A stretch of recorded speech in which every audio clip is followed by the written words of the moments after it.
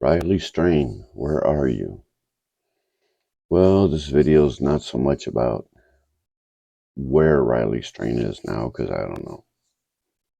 It is about college students and alcohol and what could have been hundreds upon hundreds upon hundreds of college student deaths if it weren't for law enforcement that the colleges hired and pay for, which is really expensive, but is necessary.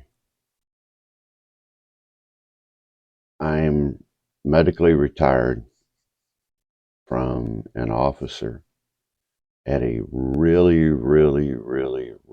big school in St. Louis, Missouri. And I can't tell you the hundreds of lives that all the officers over all the years at this college saved. Yeah, we saved hundreds upon hundreds upon hundreds of lives because of alcohol. I seen Riley walking down that street, and he was very intoxicated. You could tell. I seen him fall, and I seen him hit his head into that lamppost, and I seen him walk away like this, just holding his head. That happens almost every night on college campuses. The amount of alcohol that is abused, the amount of alcohol that these kids go through, it's ridiculous. And the ones that get into the most trouble are the 18-year-olds, 19-year-olds, 20-year-olds. By the time they're 21, they usually got a handle on things. They're better able to manage things, but it's bad. Um, I think our record that we had was one night we called 12 ambulances. And that means we saved 12 lives that night because they were so bad that we had to send them to the hospital. This happened on Wednesday nights was a drinking night. Friday, Saturday, Sunday, those were all drinking nights. Um, yeah, the EMS people in St. Louis, they were like, "Is there nothing you can do about this?" Because we have a lot of people getting shot in St. Louis. We have car accidents, and we're sending 12 ambulances. Yeah, they called our chief and they said, we sent 12 ambulances last night here, for kids drinking that we had to take to the hospital.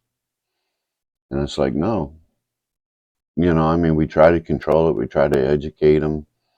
Uh, with Riley, the thing was, uh, he was off campus. It was in Nashville. He wasn't at Mizzou. Mizzou has a police department. Um, and I think if any Mizzou officers ever see this video, they're going to understand.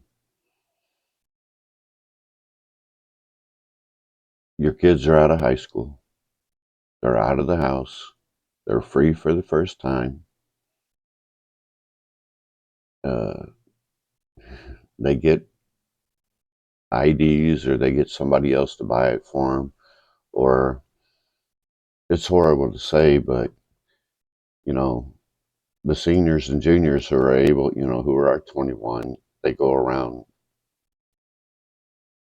telling all the young kids, hey, tell your friends, tell the freshmen, tell the sophomores, we're going to have a party here tonight. And the girls go over and drink. And they drink mostly vodka. And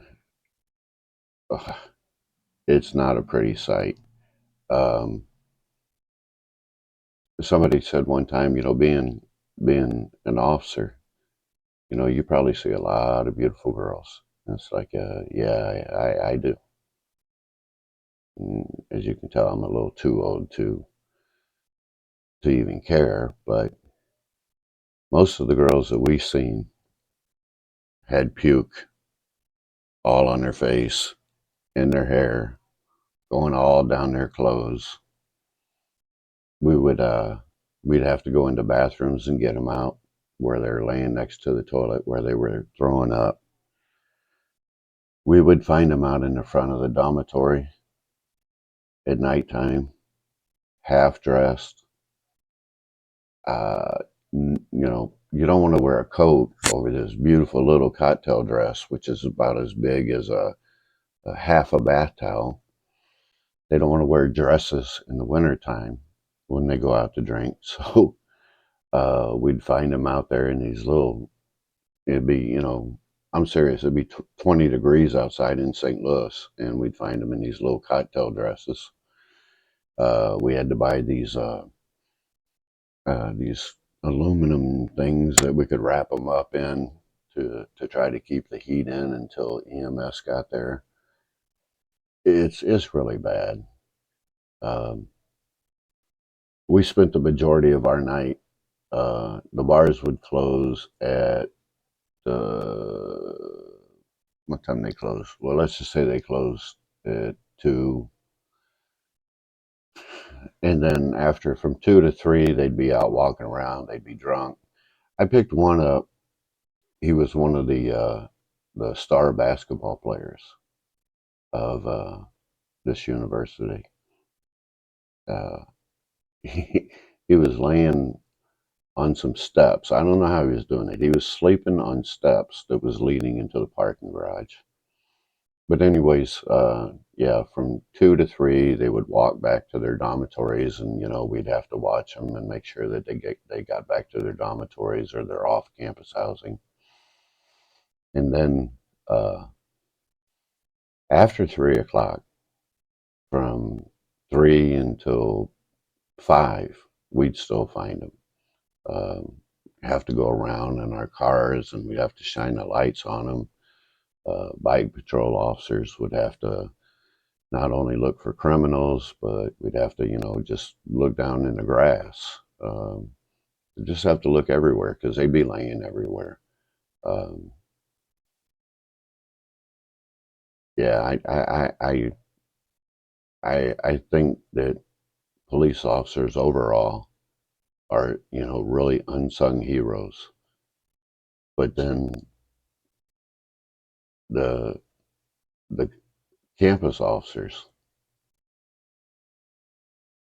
we never got credit for what we did. It was bad. These kids would get drunk, um, having too much time, send their friends off.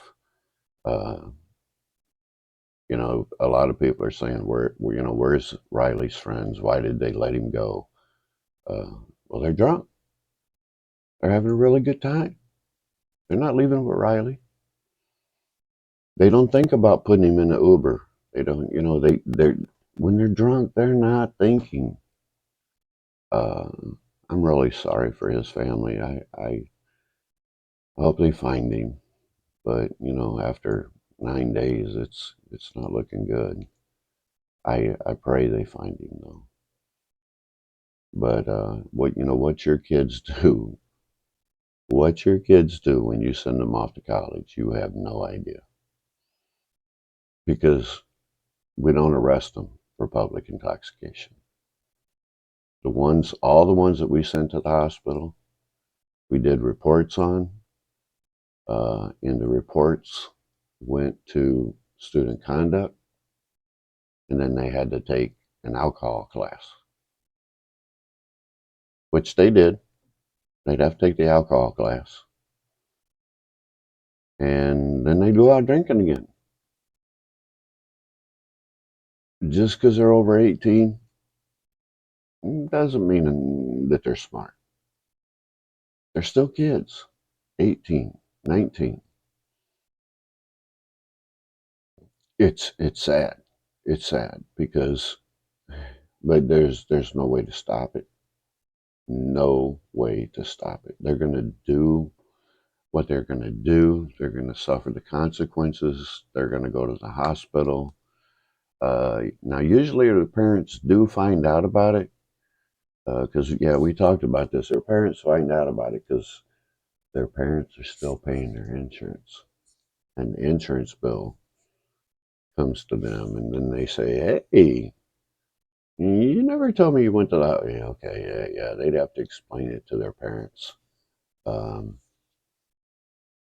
but we're pretty sure that they usually made up something. But if you get a medical bill from your student, from your kid, saying that it says cost of a banana bag, and they call it a banana bag because it's yellow, and we take them there and they hook them up to what's called a banana bag, and that banana bag is yellow because it's the vitamin colors that is in the IV that they put into them to get them rehydrated and put all those things back in their body that they need after they've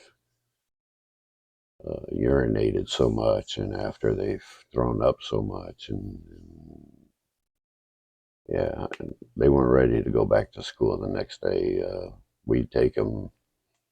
We would take them and the ambulance would take them about 2, and then I always work nights, so we get a phone call maybe about 6:30 to pick them up at 6:30 in the morning.